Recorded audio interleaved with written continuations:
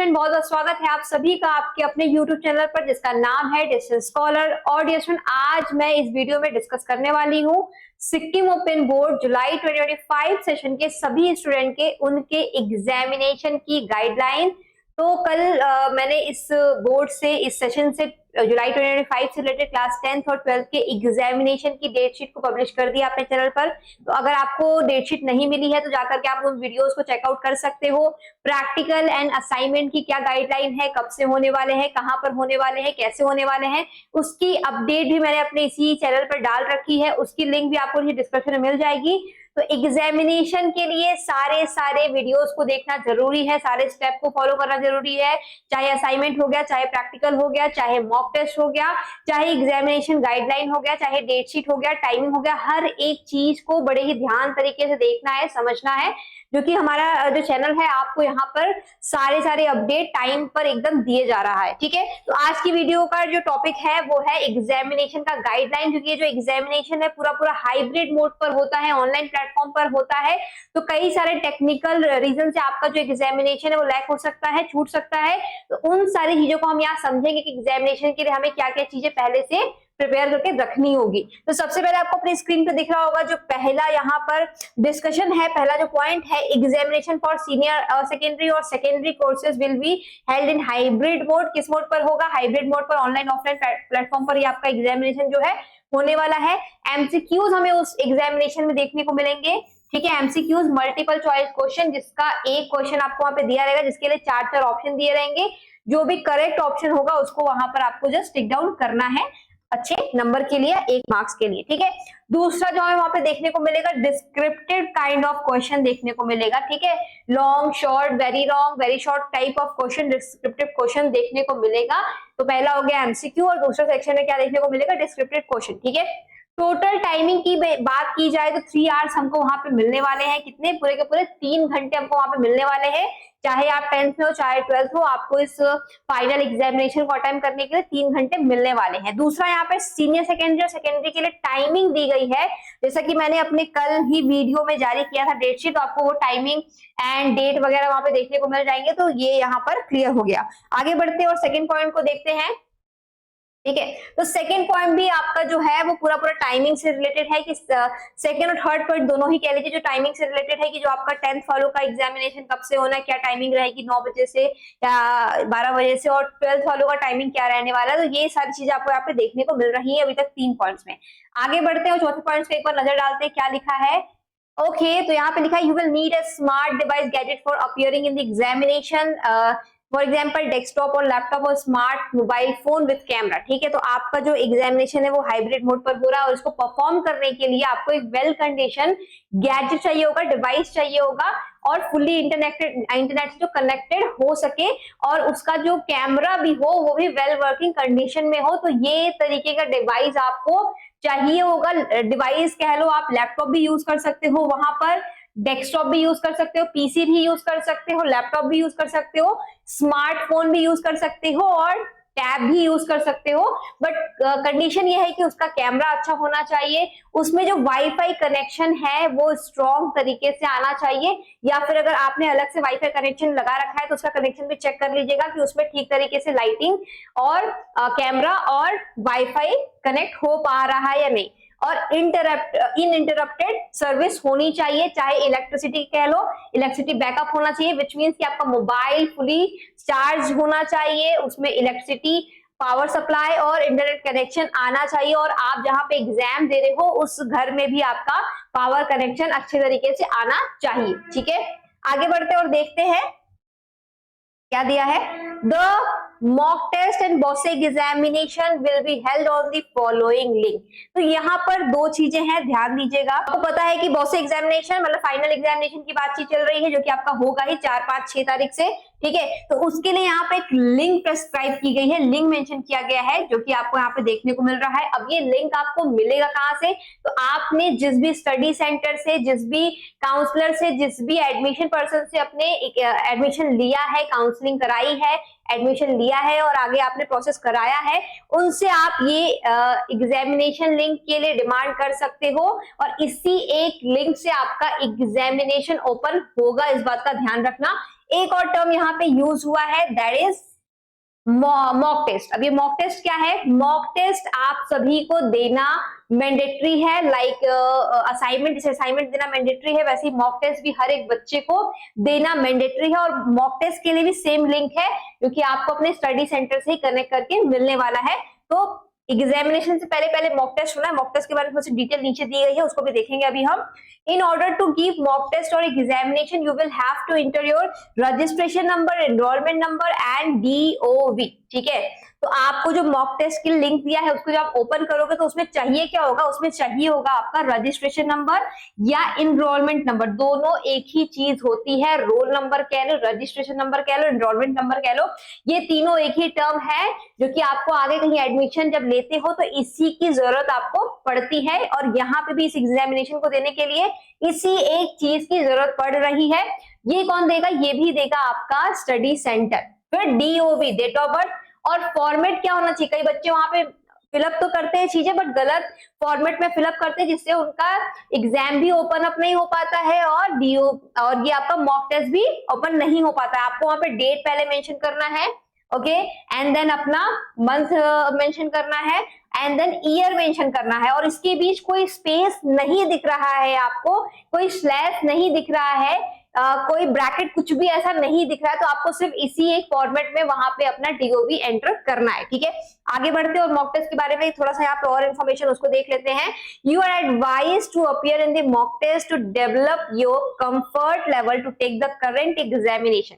तो यहाँ पे कह रहा है कि मॉक टेस्ट भाई क्यों जरूरी है? मॉक टेस्ट इसलिए जरूरी है कि आपका जो एग्जामिनेशन को लेके डर है, झिझक है और जो कंफर्ट लेवल है वो डेवलप हो जाए, मतलब आप फुल्ली प्रिपेयर्ड हो जाओ कि आपको एग्जामिनेशन में कैसे परफॉर्म करना है, किस लिंक से एग्जामिनेशन ओपन करना है, कहां पर क्या चीजें भरनी है और एग्जामिनेशन कैसे ओपन होगा, कैसे हमें MCQs दिखेंगे, कैसे हमें डिस्क्रिप्टिव क्वेश्चन को लिखना है एंड देन कहां अपलोड करना है, पिक्चर्स कैसे निकालनी है, PDF कैसे बनाना है, वो सारा प्रैक्टिस आप इसी एक मॉक टेस्ट में करने वाले हो। तो मॉक टेस्ट भैया हर एक बच्चा देगा, जरूर देगा, ताकि वो एग्जामिनेशन में छोटी से छोटी गलती करने से भी बच सके। आगे देखते हैं जो हमारा मॉक टेस्ट का टाइमिंग है वो क्या दिया हुआ है। मॉक टेस्ट आपका 2 दिन के लिए ही अवेलेबल है, तो बिल्कुल रिस्क मत लेना कि कल करेंगे, परसों करेंगे, इस टाइम पे करेंगे, इस टाइम पे करेंगे। जैसे ही मॉक टेस्ट ओपन हो रहा है आप सभी फटाफट से अपना मॉक टेस्ट दे दो, क्योंकि मॉक टेस्ट बहुत कम टाइम के लिए हमें देखने को मिल रहा है।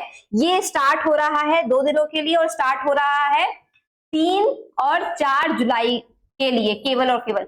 मतलब आप मॉक टेस्ट 3 तारीख और 4 तारीख को ही दे पाओगे जुलाई के, और उसके लिए भी स्पेसिफिक टाइमिंग है। मतलब 3 तारीख को आपको ये एग्जामिनेशन स्टार्ट करने का मौका मिलेगा 11 बजे से। 3 तारीख के 11 बजे से ये मॉक टेस्ट आप सभी दे सकते हो और 4 तारीख के केवल और केवल 2 बजे तक ही आप ये मॉक टेस्ट नामक चीज को दे सकते हैं। उसके बाद आपका ये मॉक टेस्ट नहीं ओपन होगा, चाहे आप कुछ कितनी भी कोशिश कर लीजिए, ठीक है। तो टाइम पर मॉक टेस्ट देना है और सभी को मॉक टेस्ट देना है, ये बात आप ध्यान रखना, ओके। एक और चीज यहाँ पर है, देख लेते हैं। All candidates are requested to check their details along with subjects and photo in the student zone of dash dash dash, ठीक है। तो जिस बच्चे ने भी जहां से एडमिशन लिया है तो अपना एक बार डिटेल वेरीफाई कर लेगा, नाम, क्लास, फोटो और सब्जेक्ट एंड ऑल, ताकि उसको कोई वहां पे गलती की गुंजाइश ना बचे। आगे देखते हैं। आगे ये एडमिट कार्ड के बारे में यहाँ पे नोटिस जारी किया गया है। Admit card will be available on student panel around 1 July 2025। You can download the same form there, ठीक है। तो आप सभी अपने एग्जामिनेशन के लिए अपने एडमिट कार्ड को डाउनलोड कर सकते हो 1 तारीख से 1 जुलाई से, ठीक है। और जो स्टूडेंट ने जहाँ पे स्टडी सेंटर जिनका जो होगा वो उनसे कनेक्ट करके अपने अपने एडमिट कार्ड के लिए डिमांड कर सकते हैं, ठीक है। आफ्टर दैट यहाँ पे दिया हुआ है, kindly note that for descriptive question you will have to write down the answers in the ruled sheet and upload all the sheet together at upload answer section as display on the left hand side, okay।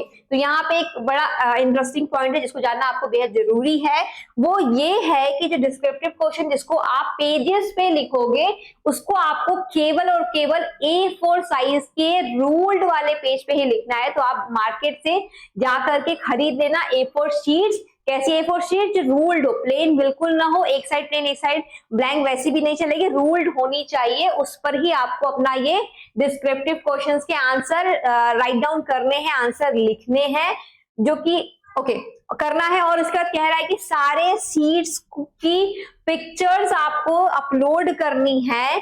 आपको अपने इस link को जब आप open करोगे तो left hand side पर एक चीज डिस्प्ले होगी जहां पर आपको इन सारे सीट्स के आंसर्स जिसमें आपने लिखे होंगे उसको अपलोड करना होगा, ठीक है। एक और जरूरी बात इसका ध्यान रखना, जब आप सीट्स पर अपने आंसर्स लिखोगे तो आंसर्स के लिए क्वेश्चन नोट डाउन नहीं करोगे, क्वेश्चन पुट डाउन नहीं करोगे, क्वेश्चन नहीं उतारोगे, बल्कि वहां पे लिखोगे। मान लो अगर क्वेश्चन नंबर 1 का आंसर आप दे रहे हो तो आपको इस तरीके से वहां पे मेंशन करना होगा आंसर टू क्वेश्चन नंबर 1, ठीक है। या क्वेश्चन नंबर 2 के लिए जा रहे हो तो answer to question number 2, question number 3 के लिए जा रहे हो तो आंसर टू क्वेश्चन नंबर 3। इस तरीके के ऊपर आपको हेडिंग मेंशन करनी होगी। कोई क्वेश्चन मेंशन नहीं करना है, कोई क्वेश्चन नोट डाउन नहीं करना है, इस बात का ध्यान रखना, डायरेक्टली आंसर लिखना है और इस हेडिंग के साथ लिखना है, ओके।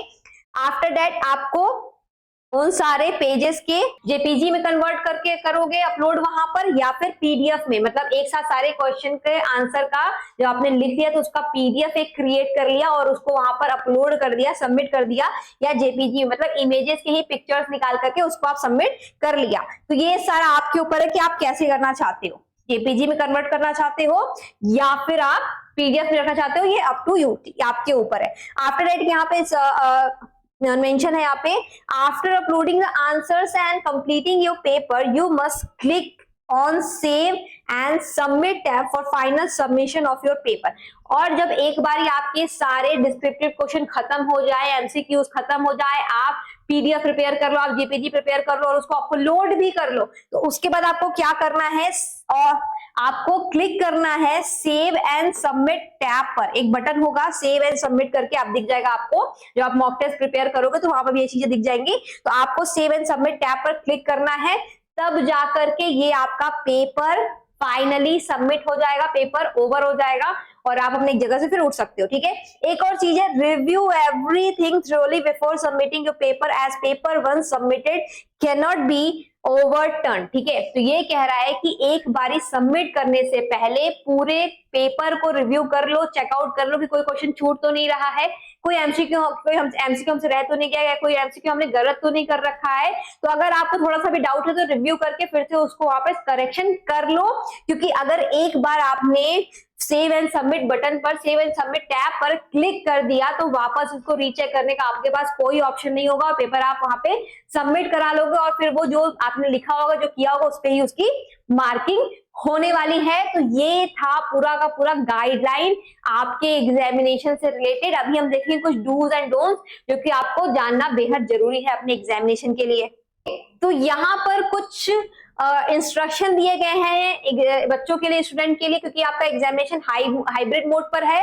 तो एक छोटी से छोटी गलती या कह लो एक सिंगल गलती किया हुआ आपका क्लिक भी आपके एग्जामिनेशन को लॉक कर सकता है, आपको ब्लॉक करा सकता है, आप एलिमिनेट हो सकते हो, आप रेस्ट्रिकेट हो सकते हो अपने एग्जामिनेशन को देने के लिए। तो एक बार इस पे नजर डालेंगे और जो भी जैसा भी यहाँ पे इंस्ट्रक्शन दिया हुआ है, प्लीज और प्लीज आप जिस भी गैजेट से, मोबाइल से, चाहे लैपटॉप से, चाहे पीसी से, चाहे टैब से, जिस भी गैजेट से आप एग्जामिनेशन देने वाले हो, इन सभी इंस्ट्रक्शन को फॉलो करते हुए अपने मोबाइल की सेटिंग कर लेना, तब जाके आप कहीं सही तरीके से, बेहतर तरीके से एग्जाम दे पाओगे, ठीक है। तो पहला पॉइंट तो है कि check the schedule of the examination carefully, मतलब जिस डेट को, जिस टाइमिंग पर आपका एग्जामिनेशन शेड्यूल है उसको ध्यान से देख करके उस टाइमिंग पे अपीयर हो जाओगे। दूसरा है check your device, gadget etcetera etcetera and ensure that they are in perfect working condition, also check the internet. Okay, तो जैसा कि मैंने स्टार्टिंग बताया था कि आप जिस भी डिवाइस से दे रहे हो वो डिवाइस वेल कंडीशन में होना चाहिए, वेल वर्किंग कंडीशन में होना चाहिए, उसका कैमरा काम करना चाहिए, उसका लोकेशन काम करना चाहिए, उसका माइक काम करना चाहिए और उसका इंटरनेट कनेक्टिविटी काम करना चाहिए, तब आप उस गैजेट से दे पाओगे। ओके, आफ्टर देखो 3 वाला जो यहाँ पर पॉइंट है उसको ध्यान से समझना। कुछ इंस्टेंट मैसेजिंग टूल है, लाइक अगर आप व्हाट्सएप यूज करते हो, इंस्टाग्राम यूज करते हो, फेसबुक यूज करते हो, तो ये ऐसे ऐप होते हैं जिनकी नोटिफिकेशन फ्रीक्वेंटली आपके मोबाइल में फीड में आते रहते हैं और उससे आपका एग्जामिनेशन इंटरप्ट हो सकता है। तो ऐसे करके जो भी इंस्टेंट मैसेजिंग टूल होंगे उनको आप क्या करोगे, अपने एग्जामिनेशन से पहले पहले पूरे तरीके से शट डाउन कर दोगे, डू नॉट डिस्टर्ब मोड पे डाल दोगे, या चाहे तो आप अनइंस्टॉल भी कुछ टाइम के लिए कर सकते हो। ठीक है, आगे ये कह रहा है एक जरूरी बात जो कि बच्चे बिल्कुल ध्यान नहीं देते हैं कि अपनी हिस्ट्री को, मोबाइल हिस्ट्री को, लैपटॉप हिस्ट्री को, कंप्यूटर हिस्ट्री को पूरे तरीके से डिलीट या क्लियर कर दीजिएगा ताकि कोई भी सिंगल प्रॉब्लम आपके एग्जामिनेशन में ना आ सके। ठीक है, एक और जरूरी बात जो कि आप गड़बड़ कर सकते हो कि जब भी आप अपने एग्जामिनेशन को स्टार्ट करते हो, लॉन्च करते हो, तो जस्ट आपको एक सिंगल क्लिक करना है, केवल एक बार वहां पे क्लिक करना है। अदरवाइज अगर आप डबल टैप करते हो तो डबल टैप करने से आपका एग्जामिनेशन लॉक हो जाएगा, दोबारा वो ऑन या रीस्टार्ट नहीं हो पाएगा। तो जस्ट सिंगल वन क्लिक ही करना है। ठीक है, after that log in properly through the link and log. Okay, जैसे कि मैंने बताया था कि आपको जो लिंक मिला है वहां पे उसको क्लिक करना है, लॉग इन करना है, और जो भी इंफॉर्मेशन पूछी जा रही है उसको वहां पे आपको चीजें फिल करनी है। अगर कोई भी गलत वहां पे इंफॉर्मेशन वहां फिल करोगे तो आपका ओपन नहीं होगा। ठीक है, ओके, एक जरूरी बात कि आपको अपने मोबाइल के लिए एक क्या रखना होगा, एक स्टैंड रखना होगा। ठीक है, एक मोबाइल स्टैंड रखना होगा जो कि बहुत ज्यादा हिले डुले ना, एक जगह पे फिक्स रहे। ठीक है, और रोटेशन ज्यादा ना कर सके, तो अपने एग्जाम को बेहतर तरीके से परफॉर्म कर जाओगे। तो एक स्टैंड खरीद लेना, ये बात का ध्यान रखना। और स्टैंड खरीद करके एक बार उसको चेक भी करना कि आप उसमें अगर मोबाइल फिक्स करते हो और जब आप राइट डाउन करोगे चीजें तो आपका जो कैमरा है वो बहुत ज्यादा शेक ना करे, हिले ना। ठीक है, ओके। हाँ, एक और जरूरी बात, अगर आपका एग्जामिनेशन 9 बजे से स्टार्ट है तो आप यहाँ पे मैक्सिमम आधे घंटे ही लेट हो सकते हो लॉगिन करने के लिए। लाइक आप 9:15, 9:20 तक भी अपने एग्जामिनेशन को लॉगिन कर सकते हो। 9:30 के बाद, ठीक है, 9:30 बजे के बाद आप नहीं लॉगिन कर पाओगे और आपको अपना एग्जाम छोड़ना पड़ेगा, आप एग्जाम छूट जाएगा। ध्यान रखना, ठीक है, 30 मिनट ही आपको यहाँ पे एक्स्ट्रा टाइम दिया जा रहा है लॉगिन करने के लिए। आगे देखते हैं, do not resize the, okay, तो जो भी आपका पोर्टल है जिससे आप एग्जामिनेशन दे रहे हैं उसको आपको रीसाइज नहीं करना है, मिनिमाइज नहीं करना है। और अगर आप इस तरीके से बार बार चीजें करते हो तो आप अपने एग्जामिनेशन में लॉक कर दिए जाओगे। ठीक है, आगे, front camera is mandatory in the laptop, desktop, smartphone appearing in the examination, please ensure. Okay, तो आपका जो फ्रंट कैमरा है वो वेल वर्किंग कंडीशन में होना चाहिए। जब अपना एग्जामिनेशन आप दे रहे हो तो पूरे एग्जाम के थ्रू आउट द एग्जामिनेशन आपका फेस वहां पे क्लियरली शो करना चाहिए। अगर एक बार भी आप वहां पे अगर आपका चेहरा ब्लर होता है, आप नहीं दिखते हो, तो आप एग्जामिनेशन से एलिमिनेट हो सकते हो। इस बात का ध्यान रखना, फ्रंट कैमरा का काफी वहां पे रोल है। ओके, और यहाँ पे एक और चीज है कि जब आप एक क्वेश्चन को अटेम्प्ट कर लोगे तो वहां पर नेक्स्ट का ऑप्शन दिखेगा। आपको क्या दिखेगा? नेक्स्ट करके बटन दिखेगा। तो आप जब नेक्स्ट पे टिक करोगे तो आप ऑटोमेटिकली अपने दूसरे क्वेश्चन पे, दूसरे सेक्शन पे चले जाओगे। ठीक है, during the examination you are under civilisation, you are advise to sit alone. Okay, okay, तो यहाँ पे कह रहा है कि आप पूरे के पूरे एग्जाम के दौरान कैमरे के अंडर ऑब्जर्वेशन में रहोगे। ठीक है, तो आपको कोई भी ऐसी हरकत नहीं करनी है कि जिससे आप एग्जामिनेशन से एलिमिनेट हो जाओ। आपके आसपास कोई दिखना नहीं चाहिए, किसी की आवाज नहीं आनी चाहिए, आप कोई इशारा करते हुए नजर नहीं आने चाहिए। तो इस तरह की कोई भी हरकत आपको एग्जामिनेशन से कैंसिल, आपका एग्जामिनेशन जो है कैंसिल करा सकती है। ठीक है, इस बात का आप ध्यान रखना। और फिर से एक बात वही यहाँ पे दोहराई जा रही है कि अगर आपका इंटरनेट कनेक्शन लॉस्ट होता है तो आप एग्जामिनेशन के जो पैनल है, जो आपका लिंक है, वो वहां पर फिर से बंद हो जाएगा और आप उसको एग्जाम नहीं दे पाओगे। ठीक है, thank you and thanks for watching.